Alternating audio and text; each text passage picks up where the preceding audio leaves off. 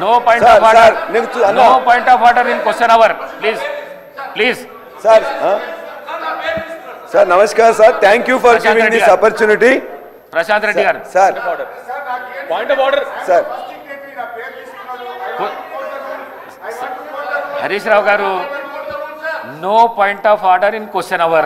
Please కూర్చోండి. Sir, నేను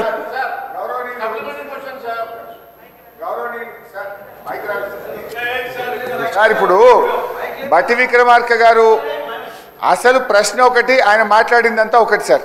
ప్రశ్నకు సమాధానం ఇవ్వమంటే ఇక వడ్లు మేమే కొన్నాం. గతంలో బీఆర్ఎస్ గవర్నమెంట్లో వడ్లు కొనలేదు, మేము పైసలు ఇవ్వలేదా సార్? ఇప్పుడు వారు ఒకటి వ్యవసాయానికి ఉచిత విద్యుత్తుకు బీఆర్ఎస్ హయాంలో డబ్బులు ఇవ్వలేదన్నారు.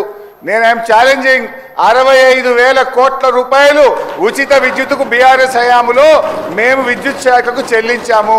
నంబర్ 1. నంబర్ 2, వారు మాట్లాడుతూ మిత్తిల కింద కడుతున్నామని చెప్పిండ్రు. ఆర్బీఐ నివేదిక ప్రకారంగా 2,900 కోట్లు మాత్రమే మిత్తి. కాగ్ రిపోర్టు ప్రకారంగా 2,100 కోట్ల రూపాయలు మిత్తి కడుతున్నారని కాగు ఆర్బీఐ చెప్పింది ఒకటైతే, బట్టి గారు సభలో చెప్తున్నట్టు తప్పు విషయాన్ని వారి సభను తప్పుదో పట్టిస్తున్నారు. అధ్యక్ష, 1,27,000 కోట్ల అప్పు తెస్తే ఏమన్నా ఒక్క ప్రాజెక్టు కట్టింది అధ్యక్ష? మేము మా బీఆర్ఎస్ హయాంలో మిషన్ భగీరథ, మల్లన్న సాగర్, రంగనాయక్ సాగర్ ఎన్నో ప్రాజెక్టులు కట్టి ఆస్తుల కల్పన చేసింది బీఆర్ఎస్ అయితే, అప్పులు చేసి వీళ్ళు కేవలం కమిషన్ల కోసం పంచుకొని తిన్నారు తప్ప వాస్తవానికి జరిగిందేం లేదు అధ్యక్ష. నేను మీ ద్వారా కోరుతా ఉన్నా, దయచేసి ఈ అంశం మీద చర్చ పెట్టండి. ప్రజలకు వాస్తవాలు తెలియాల్సిన అవసరం ఉంది.